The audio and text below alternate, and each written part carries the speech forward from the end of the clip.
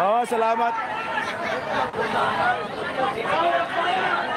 Bago presidente, bago pangarap, walang presidente, walang isang salita. Pangakit! Mr. President, nandito na ang buong sambayan ng Pilipino. Dito sa harap, yung nagsalita, dito sa harap. Bumaba ka na sa pwesto, BBM! Dito sa harap, yung salita.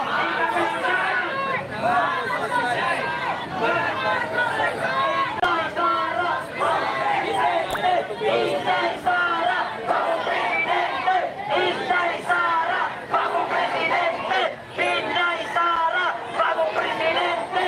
Inday Sara, bagong presidente! Inday Sara, bagong presidente! Inday Sara, bagong presidente! Inday Sara, bagong presidente! Inday Sara, bagong presidente! Ito tayo. Ayan ang sigaw ng taong bayan! Mr. President, bumaba ka na sa pwesto! Marcos alis! Marcos alis! Marcos alis! Marcos bangag! Marcos bangag! Marcos alis! Marcos alis! Marcos alis! Marcos alis!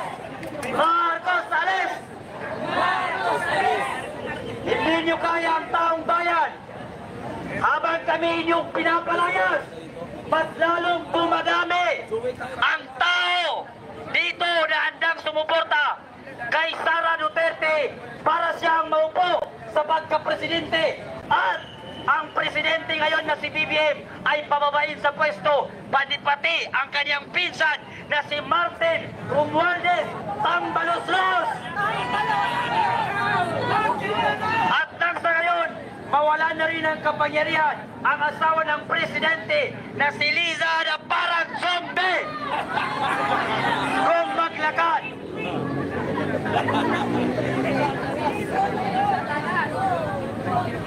Parang penguin, parang palaka, parang zombie. Akala mo, napakaganda mo pag naglakad ka at nakagaon. Parang kang penguin, nakakasuka.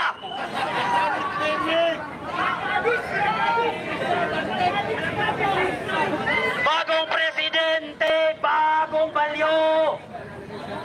Walang prinsipyo, walang isang salita. Si BBM, bangag na presidente ng Pilipinas. Mga kababayan naming Pilipino, inaanyayahan namin kayo na makisali sa aming rally nang sa gayon mapaalis na sa ating gobyerno ang mga demonyo at mga buwayang politiko na nakaupo ngayon sa gobyerno natin at hindi nila kayang gampanan ang kanilang trabaho sa gobyerno sapagkat sila'y puro adik.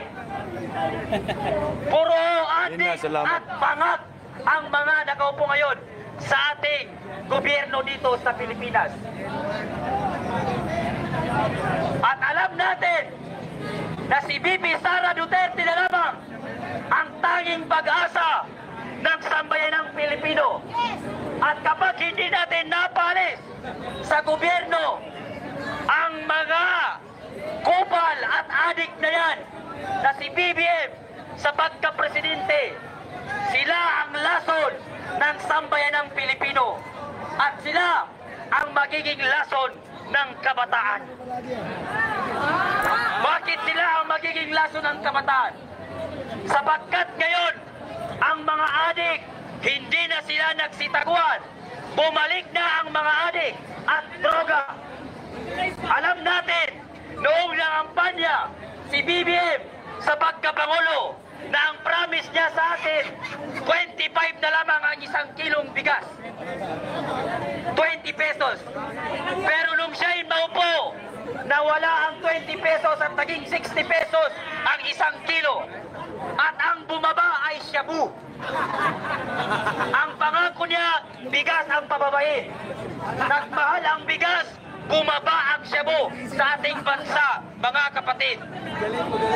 Kaya, hindi tayo susuko, hindi tayo uuwi hanggat hindi bababa sa pwesto ang presidenteng bangag na yan.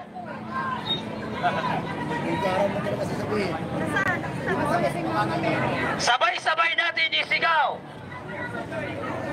Sara Duterte! Sara Duterte! Bagong presidente!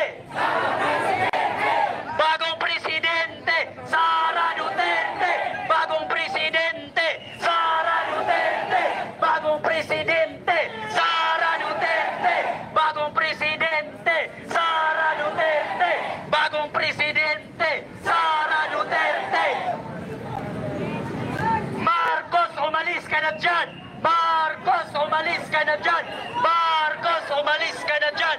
Marcos, umalis ka na dyan! Marcos, umalis ka na dyan! Marcos, umalis ka na dyan! Marcos, umalis ka na dyan! Umalis ka na dyan! Sana, alam naming nasa ospital ka ngayon. Sana, hindi ka na lumabas sa ospital. Lumabas ka na sanang nakaburol. May nakahanda na kaming kandila para sa'yo. May nakahanda na rin kaming rosas para sa'yo. Pinaghahandaan na lang namin ngayon ang paglilibingan sa'yo. Pero hindi sa lupa, sa tubig.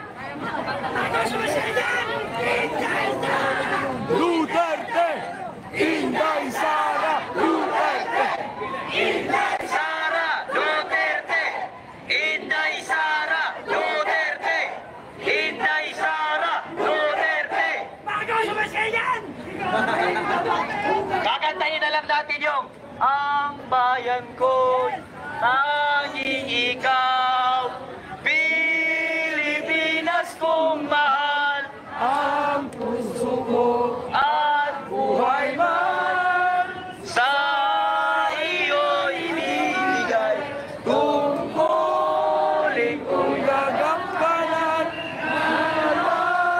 ikang paglingkuran, ang laya mo'y babantayan, Pilipinas kong mahal. Ang bayan kong... Sabay-sabay tayo mga kababayan. Tanging ikaw, Pilipinas kong mahal.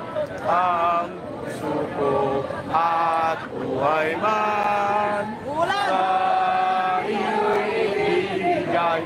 Tungkulin ko'y gagampanan na lagi ko'y paglingkuran.